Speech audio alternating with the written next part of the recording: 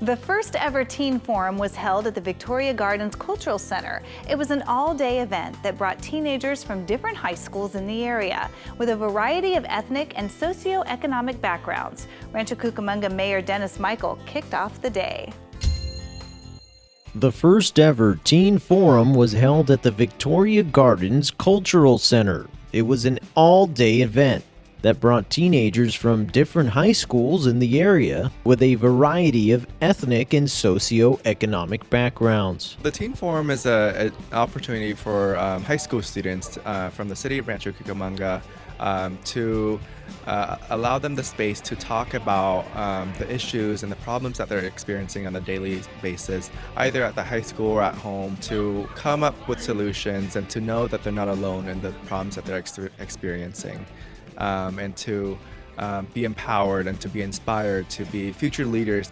They can be the change, and that's what our event is called today. It's Be the Change, and we really want our students here in Rancho to feel that they have a sense of belonging and that they can do whatever they want to empower themselves.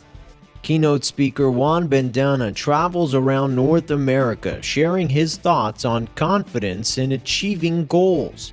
He was impressed by the forum's ability to connect with teens. I think it's awesome. I think the depth that it's been able to reach in the students has been incredible. I go to a lot of conferences and seeing the students really open up and be able to create an environment that isn't so not normal for them and that will usually make students uncomfortable, to be able to share those things. Some of the stuff in the room that was going on was incredible, and talking to them one-on-one, it was just seeing all of the things that aren't really cool in their environment, but they're able to do when they step outside of themselves and come to something like this. So I think it's awesome. One of the more powerful moments of the day was the Privilege Walk. The teens took a step forward depending on the question. If you saw members of your race, ethnic group, gender, or sexual orientation portrayed on television in degrading roles, please take a step forward.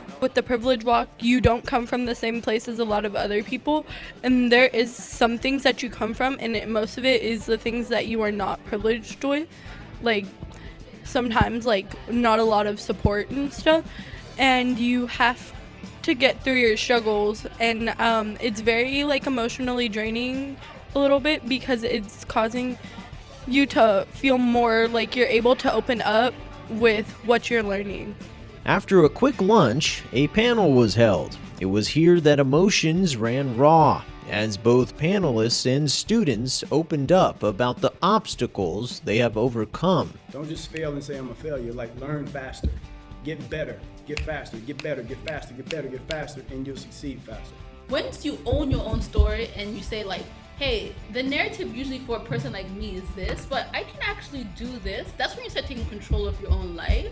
And I think that's how like you become passionate about something. Once you do that and take ownership of it, like, man, like life feels good when you kind of like, you look at yourself, you're like, man, I'm a boss. As the event came to a close, the teens created vision boards, which use words and images to best describe them.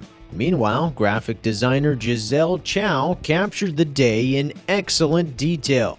And when it was all said and done, these teens definitely had something to take away from the inaugural Teen Forum. Just knowing that I'm not alone and that I have so much support from my community and like new people, that no one's alone and that everybody struggles, but at the end we're all going to get better and we're all going to support each other.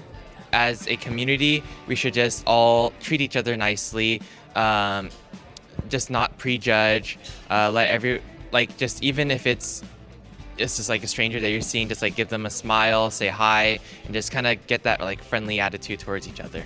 I think that a lot of people gained something from this because it is a safe space and people were able to share their stories, and I think that people were able to express things that they can't usually express in school. What I will take away from this is that I am definitely not as privileged as a lot of people, but that I can find a way to change my community and also help people who are going through things that I am going through as well. I thought like this event was like, oh, just like, you know, like do some stuff, like some events, just like doing some activities, but it went so deep that you get to hear other people's experiences that you never felt before, and it was just really an eye-opener. Reporting for Healthy RC Living, I'm Jonathan Camus.